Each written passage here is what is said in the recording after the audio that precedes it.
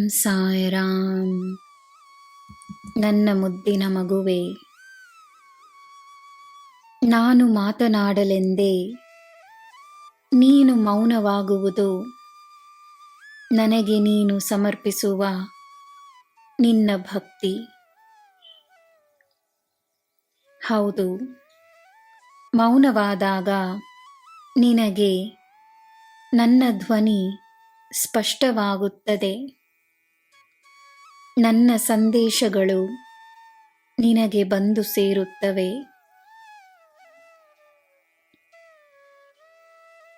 ನೀನು ತನಗೆ ಹೇಳಿಕೊಳ್ಳುವ ಒಂದೇ ಮಾತು ನಿನ್ನ ಮನಸ್ಥಿತಿಯನ್ನು ಬದಲಾಯಿಸುವ ಶಕ್ತಿಯನ್ನು ಹೊಂದಿದೆ. ಏಕೆಂದರೆ ನೀನೇ ನಿನ್ನ ಗುರು. ನೀನು ತನಗೆ ಶಕ್ತಿಯನ್ನು ನೀಡು. ತನ್ನ ಶಕ್ತಿಯನ್ನು ಒಳ್ಳೆಯದಕ್ಕೆ ಉಪಯೋಗಿಸು. ನಿನ್ನ ಶಕ್ತಿಯಲ್ಲಿ ಈ ನಿನ್ನ ಸಾಯಿಗೆ ಅಪಾರವಾದ ನಂಬಿಕೆ ಇದೆ.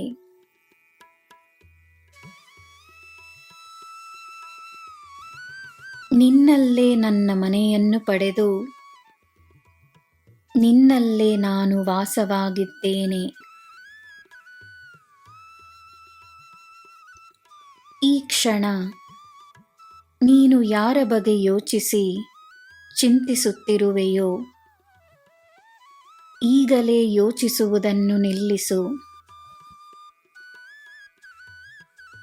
ನಾನು ಅವರ ಜವಾಬ್ದಾರಿಯನ್ನು ತೆಗೆದುಕೊಂಡಿದ್ದೇನೆ. ನಿನ್ನ ಭಾರವನ್ನು ಇಳಿಸು.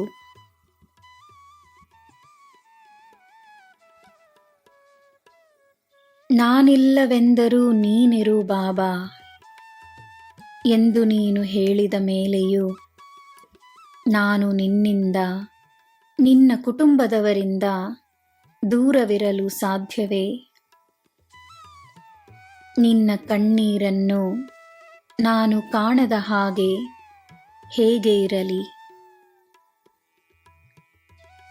ನಾನು ನಿನ್ನ ಜೊತೆಯೇ ಇದ್ದೇನೆ ಎನ್ನುವ ಸಾಕ್ಷಿಯನ್ನು ನಾನು ಇನ್ನೂ ನೀಡಬೇಕೇ?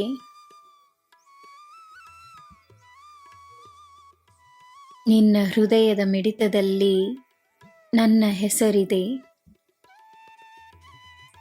ಜೀವ ಅದೆಷ್ಟು ಸತ್ಯವೋ, ನಾನು ನಿನ್ನಲ್ಲಿರುವುದು ಅಷ್ಟೇ ಸತ್ಯವಾಗಿದೆ.